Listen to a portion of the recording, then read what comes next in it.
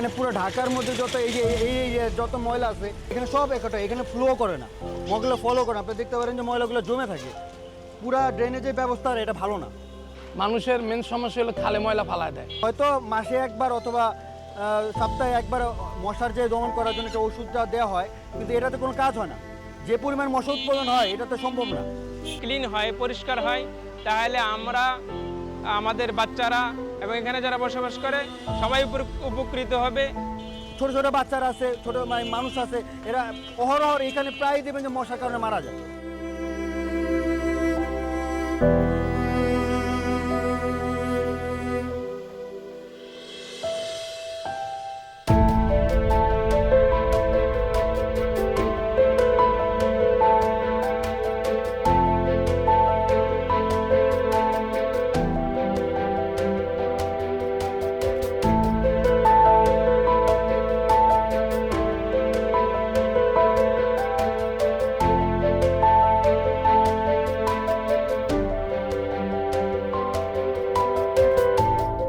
এখন আপনারা ময়লা নিতেছেন, পরিষ্কার করতেছেন কষ্ট করে, তাতে আমাদেরও সতর্ক হইতে হইব যে আমরা আর ময়লা এখানে ফেলবো না।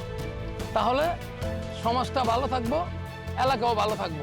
এটা বার্জা পেন্টের পরিষ্কার করার দায়িত্ব নিছে, আমি শুনতে পারছি, যেটা অবশ্যই ধন্যবাদ এলাকাবাসীর পক্ষ থেকে, আপনাদেরকে সবাইকে ধন্যবাদ। হাজারীবাগ এলাকাবাসীর পক্ষ থেকে আমি তাদেরকে ধন্যবাদ জানাই।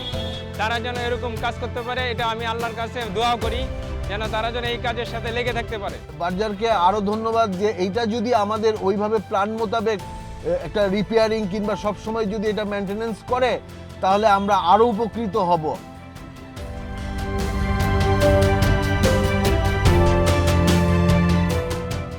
As a responsible organization, we always believe to take part in impactful projects and things where we might be able to contribute significantly. আর যখন আমরা ফুডস্টেপসের এই ইনিশিয়েটিভটা দেখেছি, খাল ক্লিন করার, খাল পরিষ্কার করার, we thought it would be very meaningful and we are very glad to collaborate with Footsteps and being able to do this.